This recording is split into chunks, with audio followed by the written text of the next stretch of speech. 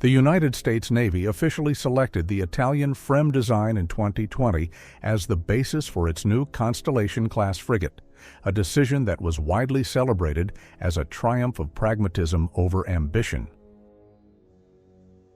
After the disastrous cost overruns and technical failures of the Littoral Combat Ship program and the Zumwalt-class destroyers, the Pentagon seemed ready to adopt a new strategy. This approach was built on the concept of buying a proven foreign design to minimize risk, reduce costs, and ensure rapid delivery to the fleet. The proposal was straightforward and logically sound. The Navy would take a warship that was already in service with the Italian and French navies, modify it slightly for American weapons systems, and begin production immediately. The initial goal was to maintain an 85% commonality with the original Italian hull. However, 5 years later, that narrative of efficiency has unraveled. Reports emerging from the Government Accountability Office and naval hearings in late 2025 paint a picture of a program in crisis. The Constellation Class program, designated FFG-62, has become a case study in the systemic inability of the American defense acquisition system to resist the urge to redesign working platforms. The vision of a low-risk, off-the-shelf procurement has been replaced by a reality of severe delays, ballooning budgets, and a design that bears little resemblance to the ship the Navy originally bought. The core of the problem lies in the collapse of the commonality promise. While the Navy initially claimed the ship would share the vast majority of its DNA with the Italian FREMM, recent assessments indicate that the actual design commonality has plummeted to under 15%. This dramatic shift means that for all intents and purposes, the United States is no longer building a modified Italian frigate. It is designing and building an entirely new class of warship from the ground up, while attempting to force it into the footprint of an existing hull.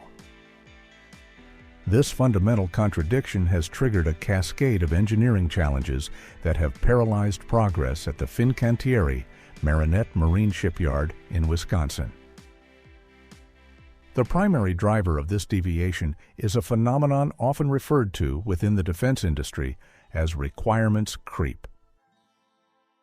The Navy leadership, despite their initial intentions, proved unable to accept the foreign design as it was.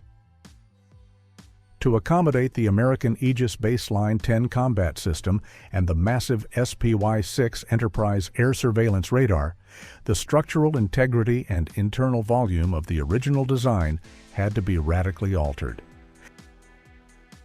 These are not simple plug-and-play modifications. The addition of heavy, power-hungry electronic warfare systems required larger generators and more robust cooling systems, which in turn added weight and consumed space. To manage this internal growth, naval architects were forced to lengthen the hull by nearly 24 feet and widen the beam. These structural changes fundamentally altered the hydrodynamics and center of gravity of the ship, necessitating a complete revalidation of the vessel's stability and performance parameters. The result is a design spiral where one change necessitates 5 others. By trying to turn a European general-purpose frigate into a mini Arleigh Burke destroyer capable of high-intensity conflict survival standards, the program managers effectively broke the original design.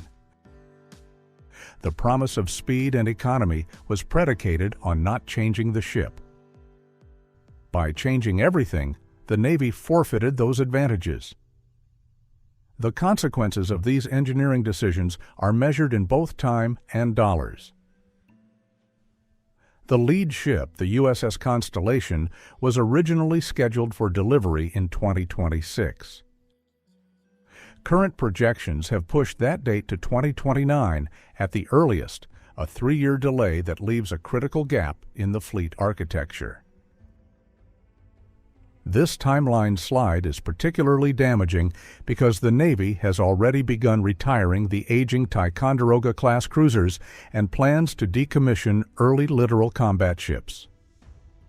The Constellation Class was intended to be the affordable mass that would bolster fleet numbers. Instead, the delays mean the fleet size will likely shrink during the exact window of maximum geopolitical risk in the Indo-Pacific region. Financial ramifications are equally severe.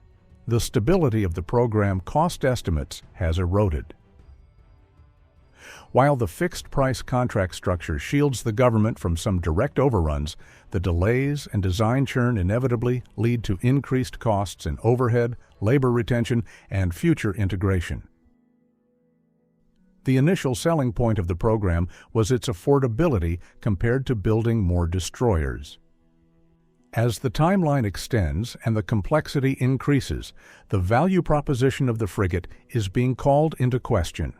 If a frigate costs nearly as much as a destroyer and takes just as long to build, the strategic logic behind the procurement begins to fail. Beyond the design offices and Pentagon meeting rooms, the program faces a harsh reality on the production floor. The shipyard in Marinette, Wisconsin, is struggling with a severe shortage of skilled labor. The complexity of the revised Constellation design requires a higher density of outfitting and more precise welding work than originally anticipated. The shipyard has reported difficulties in hiring and retaining enough workers to maintain the necessary production cadence. This labor crisis is not unique to Wisconsin, but is symptomatic of the broader erosion of the American industrial base. The capacity to surge production does not exist. When the design of the ship remains in flux while construction is supposed to be underway, it creates chaos on the assembly line, leading to work stoppages and inefficient rework that further demoralizes the workforce. The juxtaposition with global competitors adds a layer of strategic urgency to these programmatic failures. While the United States struggles to finalize the design of the Constellation, the People's Liberation Army Navy of China continues to churn out Type 054B frigates at a remarkable pace. The Chinese shipbuilding apparatus operates with a philosophy of iterative improvement and mass production, contrasting sharply with the American pursuit of the perfect platform. The delay of the FFG-62 is not merely a budgetary headache. It represents a tangible loss of naval presence in potential contested zones. Every year the Constellation is delayed is a year where American carrier strike groups lack the escort capacity they require. The saga of the Constellation-class frigate serves as a stark warning about the dangers of the gold-plating culture within the Department of Defense. The initial instinct to buy a proven design was correct, but the execution failed because the institution could not exercise the discipline required to leave the design alone. By prioritizing specific high-end capabilities over the integrity of the platform and the speed of delivery, the Navy has essentially restarted the design clock.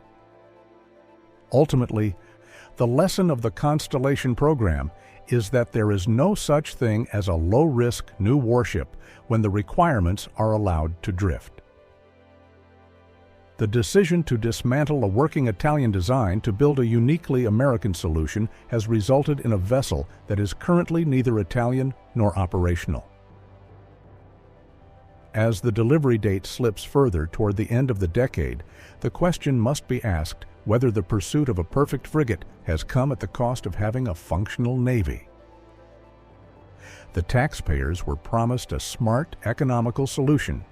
Instead, they are funding another lesson in the high price of indecision and bureaucratic overreach.